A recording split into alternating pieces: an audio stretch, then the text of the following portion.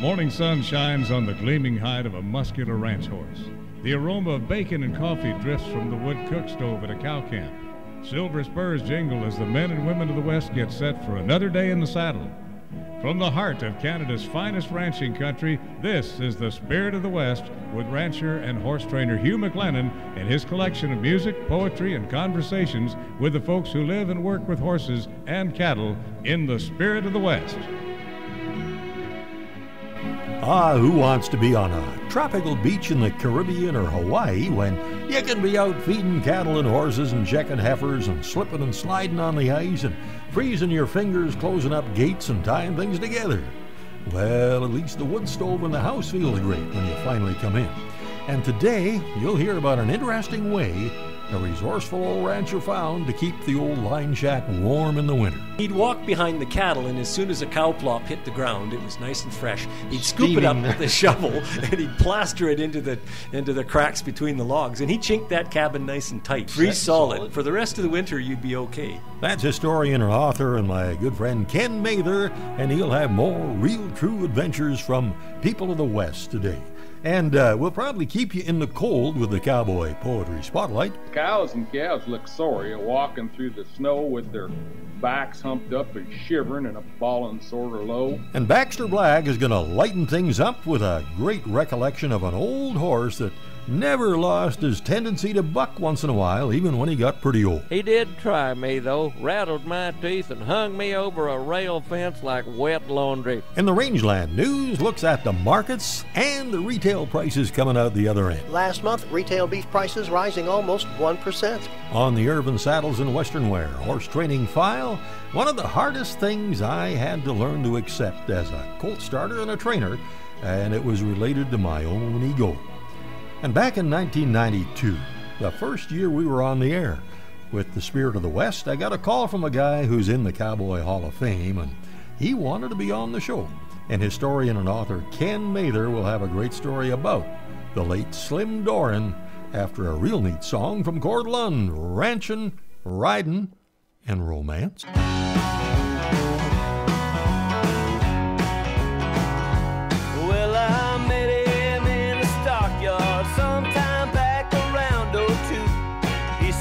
Kid, the weight of the whole world looks like it's upon you. Well, I told him I'm a cowboy, just doing the best I can. But this ranching, riding romance is starting to kind of kick my ass. He said, son, I can show you how to best not overgraze your land. Give advice on finer points of riding broncs like an old hand, and then I'll tell you about the troubles with the ladies that I've had. Ranching, riding, romance, well, 2 out of 3 ain't bad. Yeah, ranching, riding, romance, well, I seldom met the man who could ranch and ride and romance. 2 out of 3 ain't bad.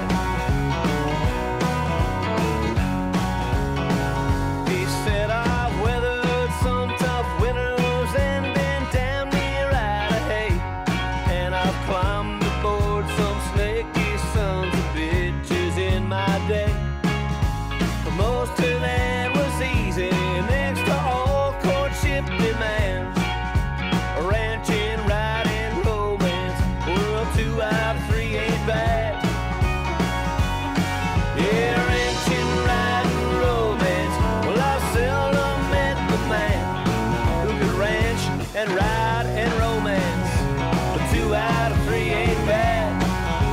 No, sir.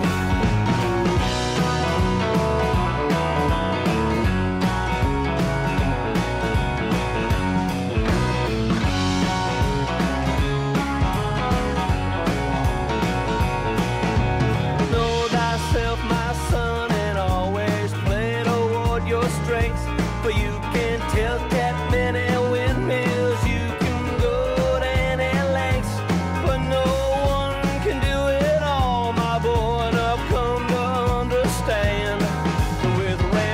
Riding romance, well, 2 out of 3 ain't bad.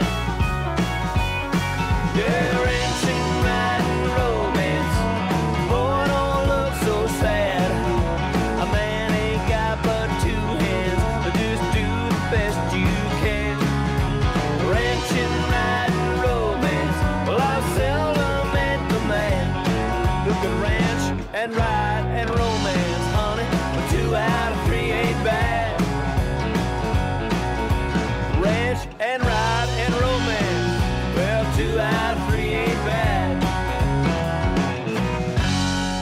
while back, well-known historian, author, and chronicler of the West, Ken Mather, stopped in at our ranch, and we had a great visit, and I'll let you in on how part of it went. It sounded like this. In the first year we were on the air, I got a call from this guy who was a retired cattle buyer, and he stumbled onto the show when it was running on Wednesday evenings on our local station and listened and enjoyed it, and he says, "Hey, how about having me come out and tell you some stories on that Spirit of the West?"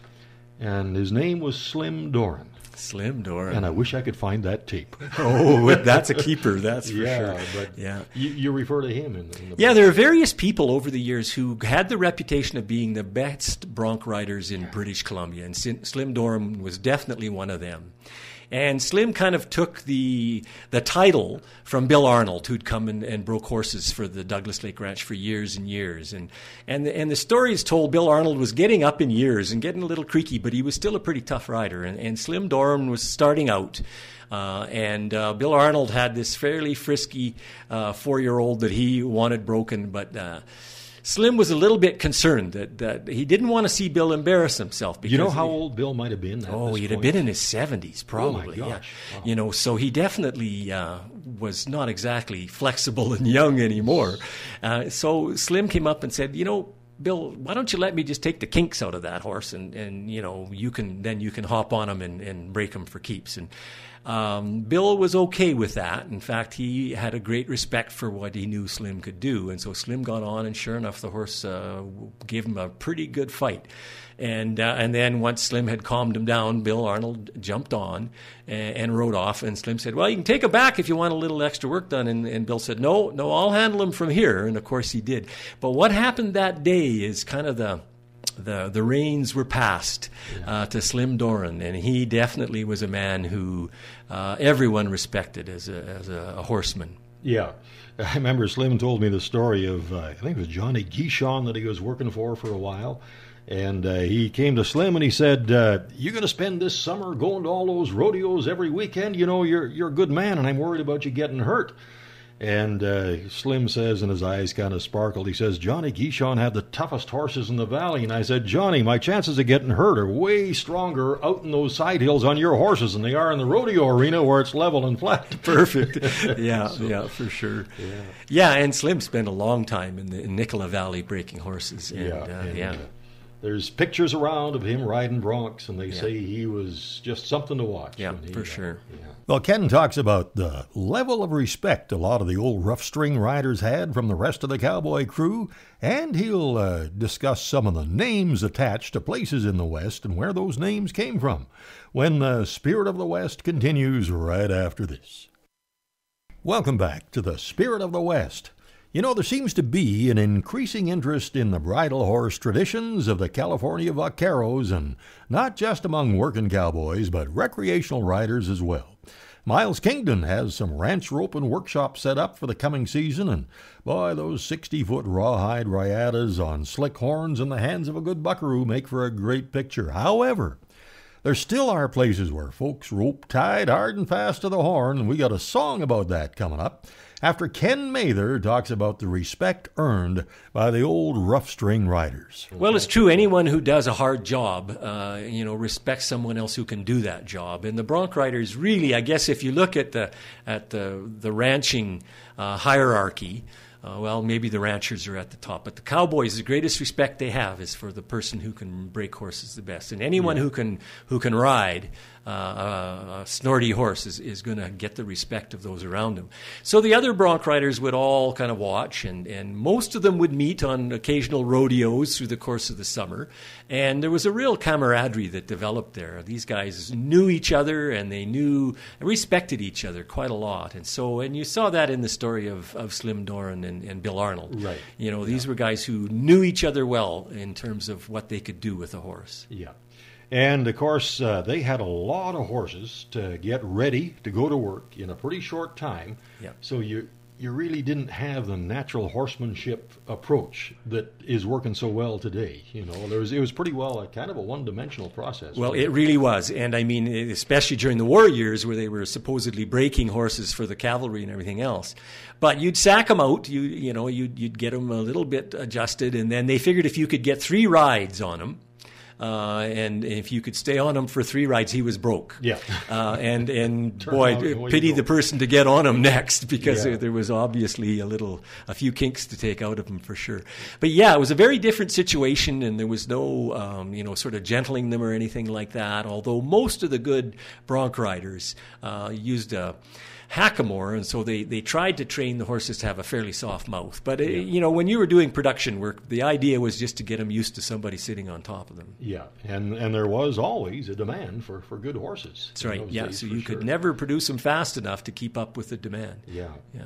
There is a lake about an hour's ride from where we're sitting right now, and the name of that lake honors the memory of a highly respected First Nations cowboy, and Ken has that story after we head down to the brush country of West Texas, and Bob Campbell, down there where they use 30-foot ropes and they tie on hard and fast. I'm popping brush in Texas, where cowboy life was born. My saddle cinched on, double rigged, my rope tied to the horn. As I ride my range, boys, one thing I know for sure, I'll always be a puncher. For me, there ain't no cure. I ride a wild young bronco, I chase the wild bovine. I work on someone else's ranch that never will be mine. I know that when I throw that loop and make that lasso fit, that critter sure belongs to me, and I belong to it. Tied on to these cattle, tied on to this land, tied on to the only woman who can understand. The West is part of my life, future, present, past, and I can't never quit it, 'cause I'm tied on hard and fast. When you tie your rope to that apple on your cap, you're making a commitment, there ain't no turning back. If you catch a wild one, you dang sure always know you'll have to finish up the job before you can let him go. I cowboyed down in Texas, where cattle trails were born. My saddle cinched on, double rigged, my rope tied to the horn. And when I roped you, darling, I knew one thing was true. Forever you belong to me, and I belong to you. Tied on to these cattle, tied on to this land, tied on to the only woman who can understand. The West is part of my life, future, present, past, and I can't never quit it, 'cause I'm tied on hard and fast.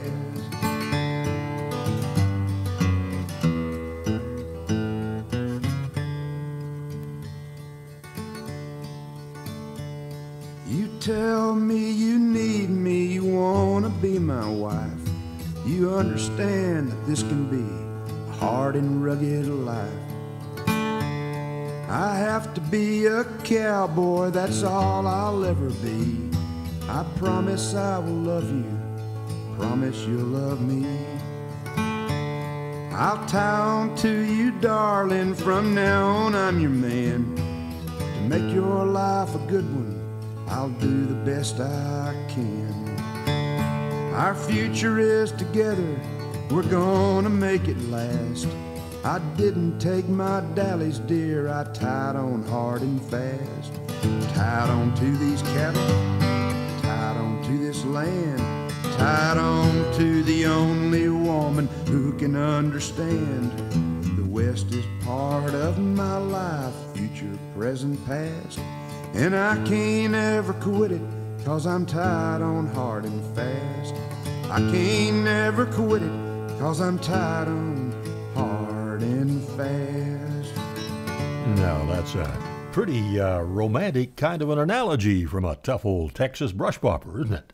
Now, let's get back to the visit with author and historian Ken Mather. There's a place that I can't see it from where we're sitting, but I could ride to it in an hour, probably, And I've ridden by there with Vic Piva, Lloyd Creek, many, many times. The name of that lake is Andy Lake, named after Andy Manuel. Right. And you dug up a lot of interesting stuff about Andy was a fascinating character. He was born on the Kamloops Reserve and probably was on horseback as soon as, maybe even before he could ride, because, of course, that was the way he and his people got around. And so he was a natural rider. And the very earliest rodeos, and we're talking really the beginnings of rodeo in British Columbia around the First World War, the first Williams Lake Stampede, even before it was called Stampede, was about 1918, 1919. And Andy started riding, and he was one of those guys who had the respect of everybody because he could ride just about anything that wore hide. And so he became a rodeo cowboy, and he participated in the very first Falkland Stampede. And, of course, it's still going strong, as many of them are. And he went on to train and break horses as well, as many other bronc riders did, of course, because it was a natural thing for them. And so his name is perpetuated in Andy Lake, and one of the true heroes of British Columbia rodeo, and a true cowboy, right from the word go. Right, and he was inducted into the BC Cowboy Hall of Fame, maybe 3 years ago, something like that. Yeah, So he's, recognition. Yeah, and you can see archives and things like that in the Hall of Fame in Williams Lake. That's right. Williams Lake Museum. Yeah, the Williams Lake Museum was a wonderful resource for me. I bet it was. They had a huge collection of photographs, and you'll see from the book a lot of the photographs come from Williams Lake, the Museum of the Caribou Chilcotin, and of course the BC Cowboy Hall of Fame, which is a must-see for anybody who enjoys the ranching history. Boy, you could spend a day going through that. Easily, and the artifacts are there, the saddles they rode, and everything as well. Yeah. The book that Ken was referring to there was Mud Pups and Hay Sloops, and he has several more just fascinating books on the history of the Canadian West. You'll hear another piece of what's in those books from Ken in a little while. And Baxter Black has the story of an old horse that went through a bunch of owners. And we have just a fine new song from the Wardens, When the Spirit of the West continues right after this. Howdy, friends. This is Baxter Black on Spirit of the West with Hugh McLennan, and I'll be right back after this with a little peek at persistence. Your land is a legacy, a challenge from those who tended it before you to build on their foundations. At Corteva Agriscience, we understand what it means to be the stewards of a legacy. We embrace the challenge of building on the foundation of Dow AgroSciences to maintain your trust, to bring new solutions, to help you care for your land. See how we can help build your legacy at rangeandpasture.com. And for our Canadian listeners, just check Corteva.ca, the Canadian website. Persistence is a two-sided coin. Charlie asked in town if anyone was needing a cowhand. They suggested Don. "By gosh, son, you showed up right on time," he said. "My shoulder's sore and giving me trouble. I could sure use some help feeding and calving heifers. You can ride Rancid over there." Charlie looked at a deep bay gelding with a gray muzzle lolling in a nearby pen. There was something about him that made Charlie ask, "Does he buck?" Don winced imperceptibly. "Oh, he's got a playful streak. I broke him as a 2-year-old. Bucked me off more than once before I got him sold to a high school teacher in Rupert. He kept him for 6 days and then brought him back, suggested I take him to the bucking horse sale in Miles City." Well, I chuckled at that. I figured if I stayed at it, he'd quit that bucking. He's such a good horse to cover the country on, big and stout and strong. He did try me, though, rattled my teeth and hung me over a rail fence like wet laundry. He unseated me 6 times that first week I got him back, and then threw me into a beaver dam. So I just gave him to an outfitter in Mackay. He kept him 5 years, rode him twice, I think. But since he never paid me, he brought him back. First day I got him back, I took him on a long circle up there by that stand of Quakies. He was a real gentleman, and I relaxed, thinking maybe he'd mellowed. Caught me off guard, pitched me into the fork of a tree.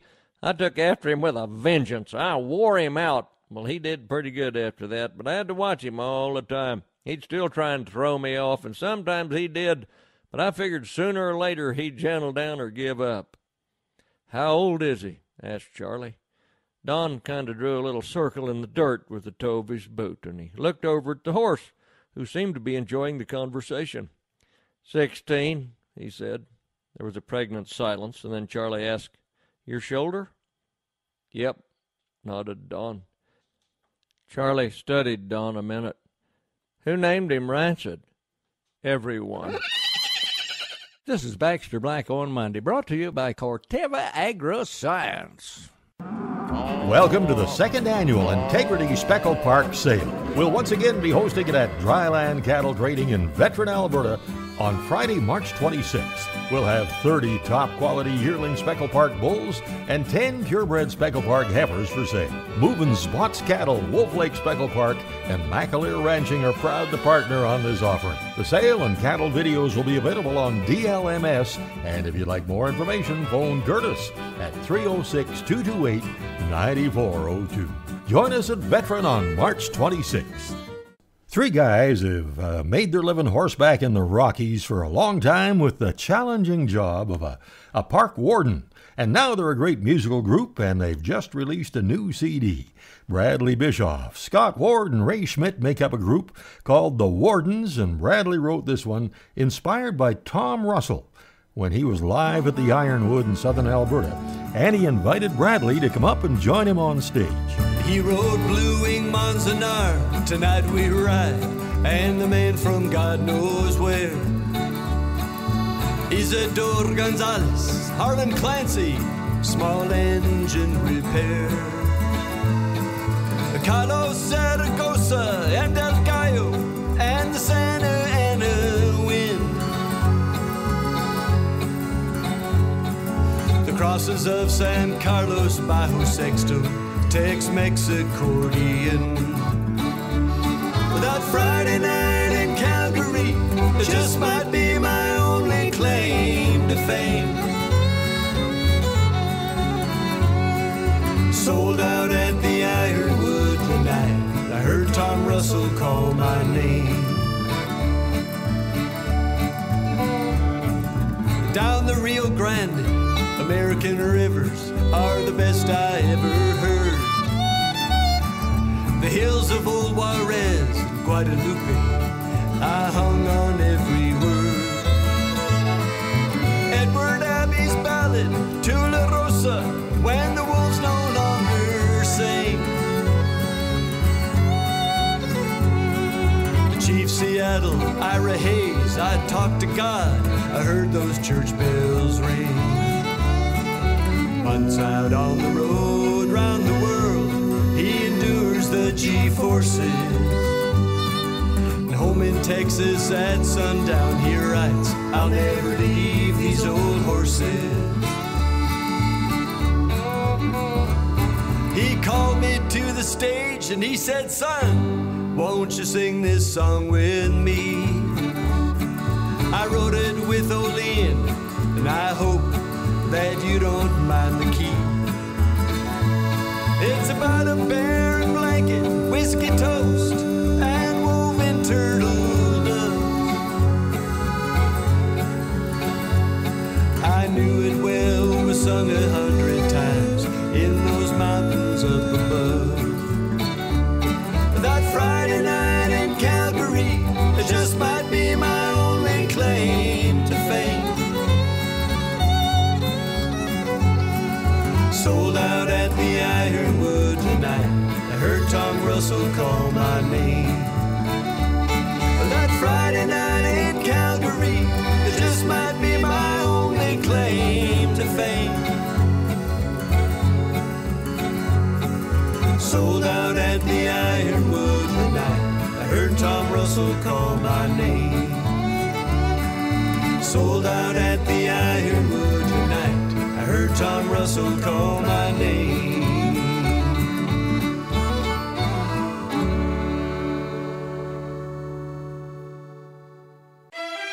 The Rangeland News from the Spirit of the West, a roundup of issues and events from the world of agriculture.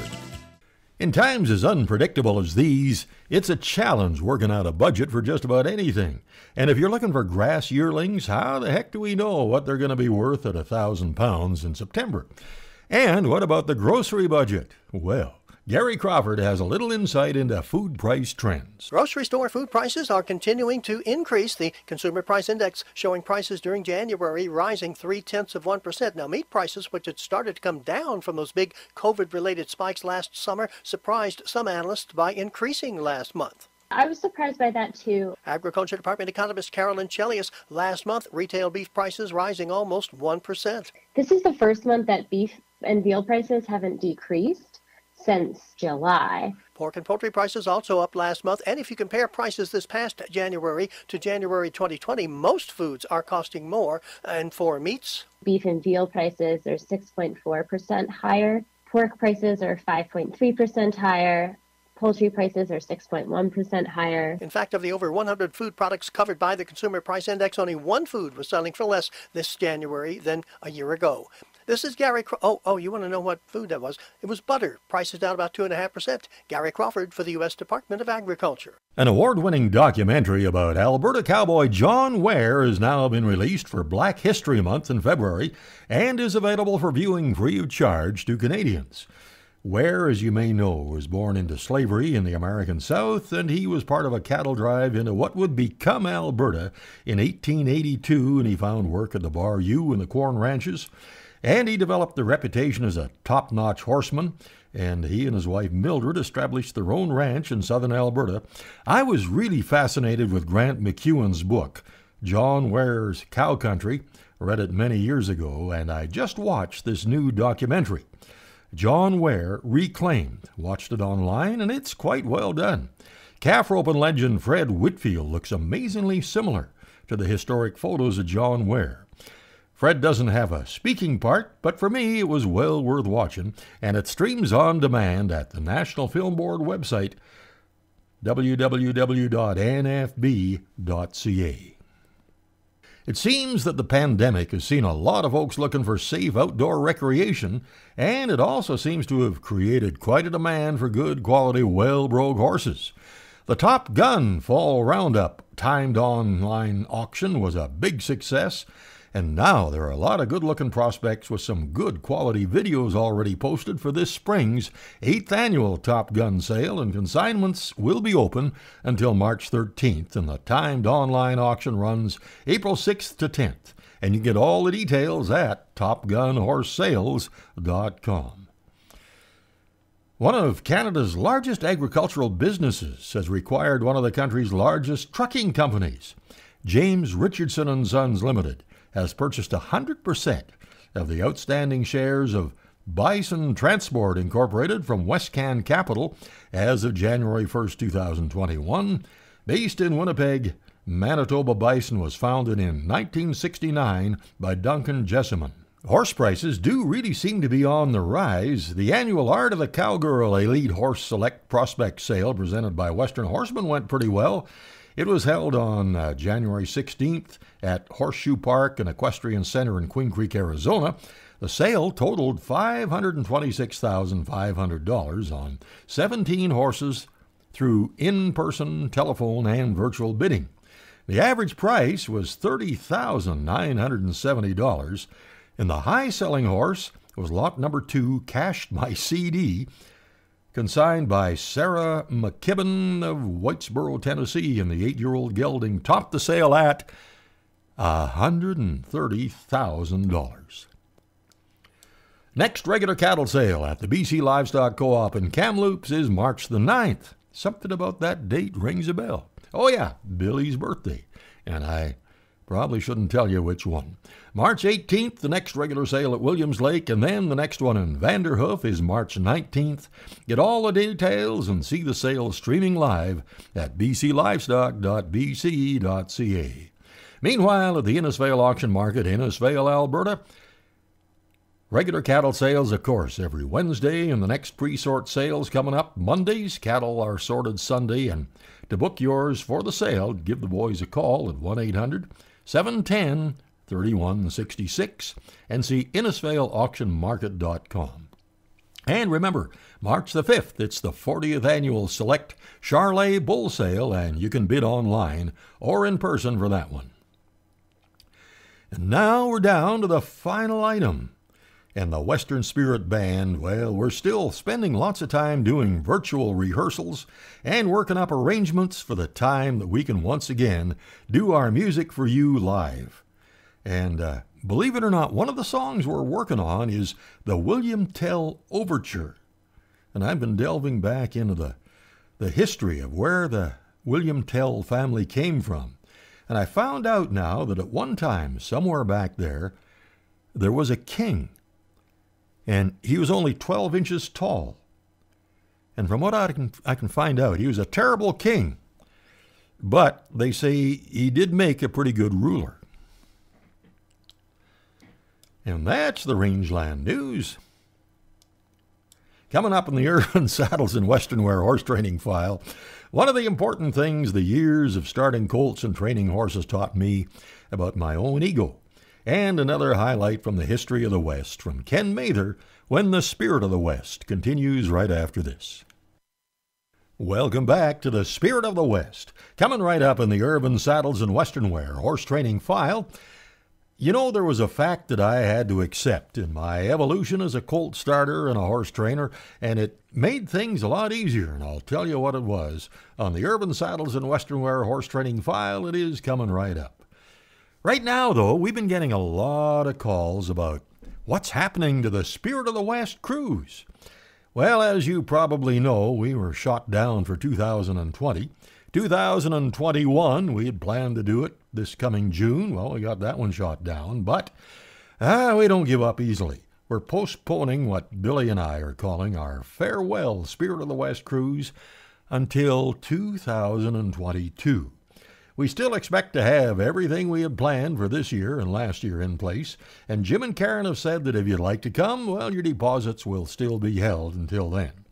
And we're still making plans and preparations for having all of the group start things off with a visit to our place and a live concert with the Western Spirit Band and special guest Lewis the Big Rig McIver, my kidney donor.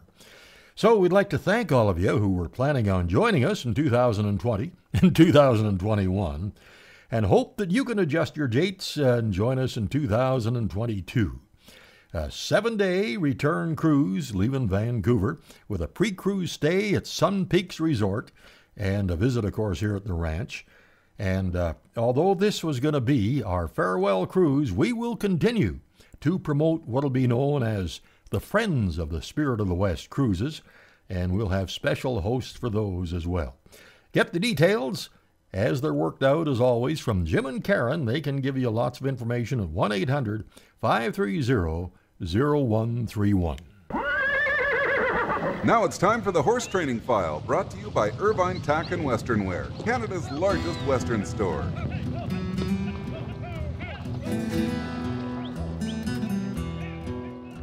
At Urban Tack and Western Wear, they'd love to deliver everything to their customers on horseback, because after all, riding is their passion. Of course, that's not really possible, but I'll tell you what, you can order anything online and they'll deliver to your door in no time. By truck, that is. So wrangle up your Western Wear and more at urbans.ca and get this, free shipping on orders over $100. Some restrictions apply, or stop in today the good old-fashioned way. Exit 305 off Highway 2 by Crossfield. Canada's largest Western store. You know, one of the hardest things for me to learn over the years of starting colts and training for the public was related to my own ego. And once I finally got it, things seemed to get a lot less stressful. I had a talk with Jonathan Field a few years ago about it, and he agreed that it can get in the way of getting satisfaction out of working with a variety of different horses on a daily basis. I finally accepted the fact that every horse I tried to train was not necessarily going to become a superstar. A great trainer can get a certain degree of greatness out of most horses, but the training program that worked for one will not necessarily produce another horse just as great, if the potential is not in the horse. I can think of some examples over the years. In my own case, I've had a few colts that I thought could become a backup for Lucky. I did the same things in the same way, and it didn't quite work out the way I pictured it. I still haven't found another one that I can get that same bond with, or that is so versatile that I can rope and doctor cattle, heel calves at branding, sort and cut yearlings, wean calves from cows, or chase steers through the most rugged country you can imagine, ride in parades, hotel lobbies, sit in the saddle with no bridle, and entertain in a big arena with my guitar. Now that's a pretty tough resume to duplicate. The great Hollywood horse trainer Glenn Randall had a hand in training a lot of movie horses, including the original Trigger. Roy Rogers bought him in 1943, and the story of the horse that they affectionately called the Old Man is legendary. One aspect of it that's not widely known is that the original Trigger was a gelding. There were, however, 2 more Triggers that Roy Rogers fans got to see. They looked very much like the original, but they performed a little differently. Trigger Jr. was the one who did the amazing dance routines that you can see on YouTube to this day. And then there was Little Trigger. Again, looked very much like the original, and he could dance okay, but not like Trigger Jr. And Gene Autry might have had as many as 7 different champions over the years, each one a specialist in a different area. A great trainer can do a lot, but the greatness still has to be in the horse somewhere. For Irvin Saddles and Western Wear, that is the Horse Training File. Our horses are sure doing well. It just warms my heart every time I go out there, even on a cold winter morning, and see them looking so good and feeling good. And I think part of that is because they get a daily feeding of Hoffman's Horse Ration. Find out all about it at hoffmanshorseproducts.com. Talking to our support guy Mark McMillan the other day, and it was 40 degrees below zero at Meadow Springs Ranch the other morning. And I asked Mark, what was the first thing you said when you opened the door and looked out? And it was this. Not much can raise your stress level more than a tractor breakdown when you need it most. We've all spent hours on the phone and driving around trying to find the right parts. And that's no fun when you're missing something you need to finish the job. Here's a better way. Just go to bctractorparts.com. That's where you can find about any part for any make of tractor. If you're restoring a vintage tractor or just keeping up the maintenance on the ones you're using, you can have the parts you need in a short time. And you know what? There's some great pictures of tractor restoration projects and much more right there at bctractorparts.com. What? Oh, you don't have internet? Well, try calling Mark at 250-395-0960. Ken Mather has another pretty interesting story from one of his books on the early days of the West, and this one goes back to a cold winter day and a group of cowboys trying to survive in a line shack. Now, I've got to admit that I sure don't regret the experience and satisfaction of bringing cattle into safety in blizzards and minus 30-degree temperatures. Been there, done that for sure, but I'm kind of glad that I don't have to do much of that now. I still enjoy riding in the winter, but on my terms. Kind of like Bren Hill says, I'm sort of a fair weather cowboy, I guess. I'm just a fair weather cowboy. Top hand when it's sunny, warm and clear. I'll be the wooliest, wildest buckaroo, but only when summertime is here. Oh, near when that big old sky's bright and blue. I am the man you should employ, but I'll be gone when that autumn wind blows through, 'cause I'm just a fair weather cowboy. My old hoss is cow horse born and bred. He likes dragging calves and roping steer. He'll sort and gather in beautiful weather, and then turn out to pasture for 9 months of the year. As long as it ain't dusty, dry and hot, not too hot, riding him is a fundamental joy. Give you everything we got if it ain't raining, 'cause I'm just a fair weather cowboy.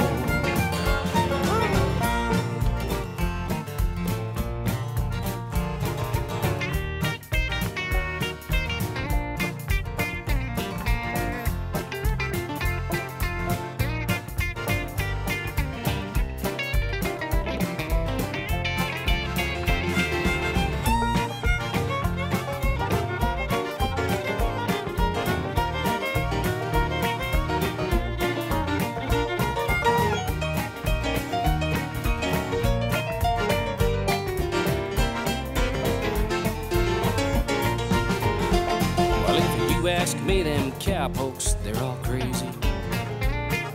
To sit up on a horse out in the rain. Why, if it was me, I'd go in and watch a western movie and lament. I am just like old John Wayne when it's sunny, when that big old sky's bright and blue. I am the man you should implore, but I'll be gone when that autumn wind blows through, 'cause I'm just a fair weather cowboy anymore. I'll tell you folks, I'm just a fair weather cowboy fresh out of Percocet. I'm just a fair weather cowboy.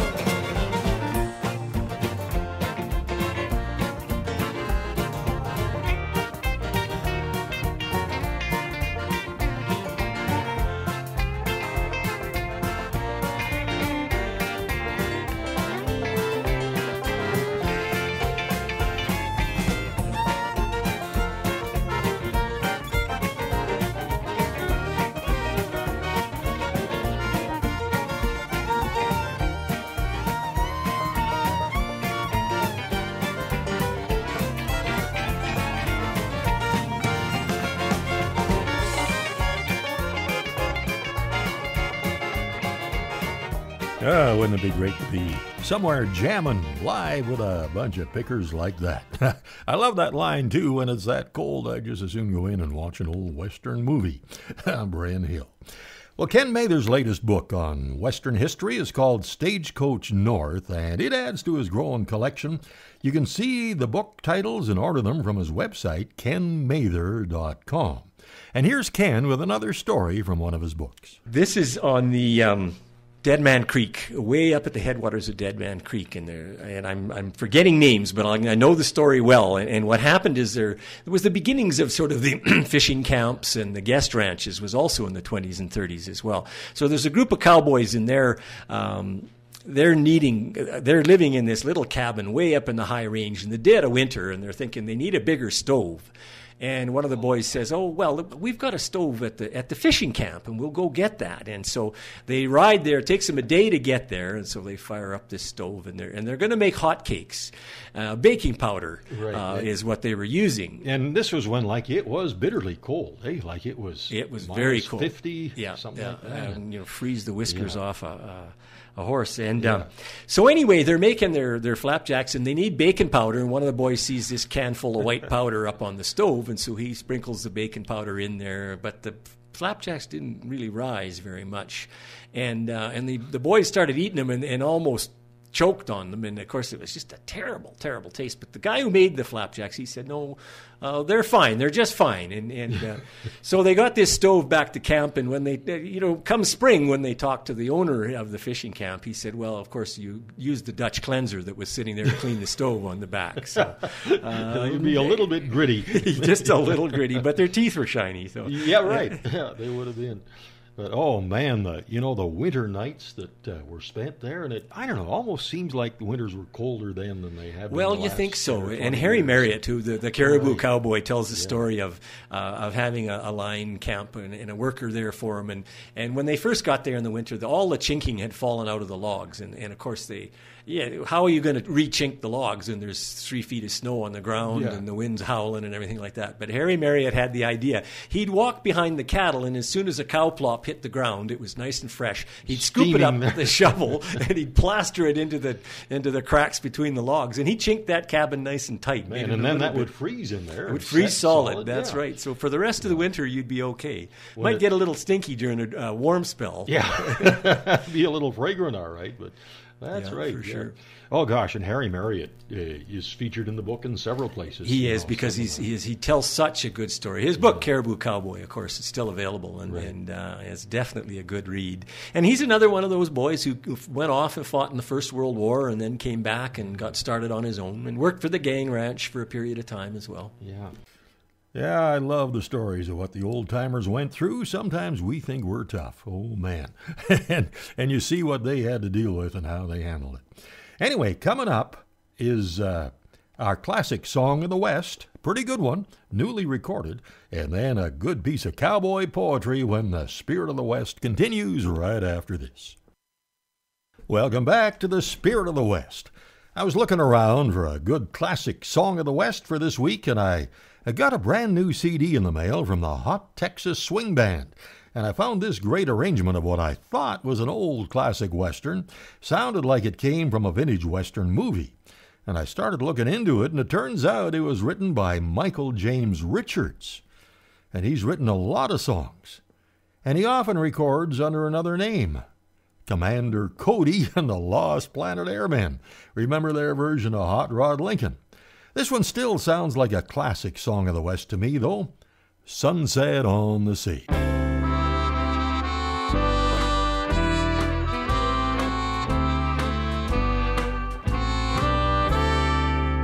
When the sun sets on the sea, I'll say, how do you do? That's when cowboys go to sleep. Old-lee-lay-hee-oo.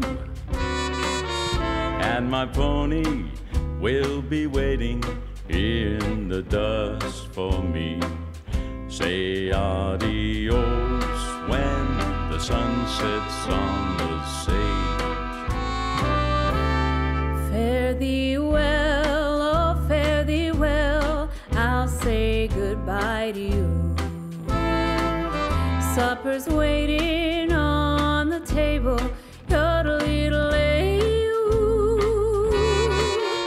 And the cattle, they are lowing, going home to rest. Say adios when the sun sets on the sage.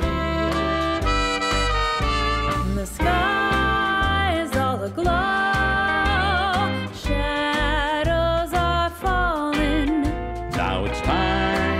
For me to go, hear those gentle voices calling. No more weeping, no more tears, I want a smile from you.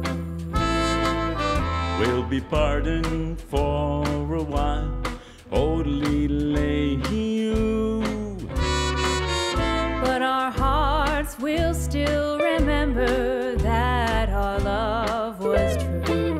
Say adios when the sun sets on the sage.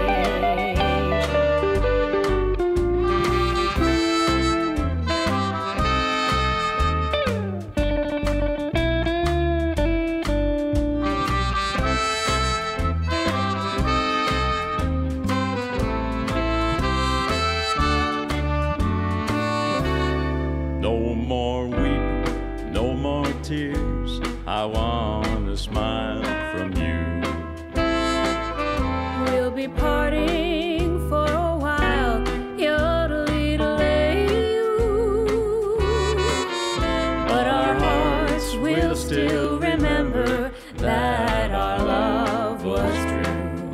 Say adios when the sun sets on the sage. Say adios when the sun sets on the sage.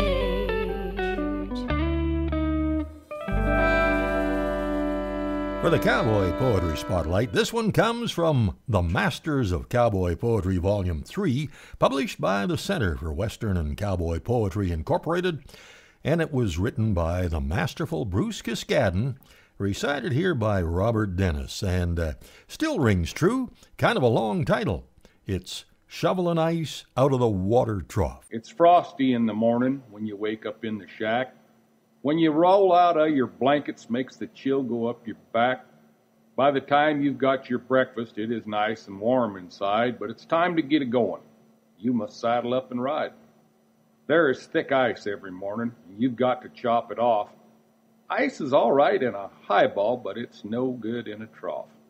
If the cattle don't get water, it soon begins to show. They don't keep in good condition just licking up some snow.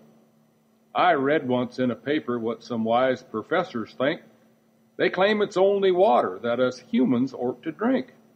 I'm just speaking for the cowboys, and I reckon as a class, they'll drink nothing else but water when professors lives on grass. The cows and calves look sorry a-walking through the snow with their backs humped up and shivering and a ballin' sort of low. A cowboy life's a tough one, but I reckon anyhow, I'd sooner be a cowboy than I would to be a cow.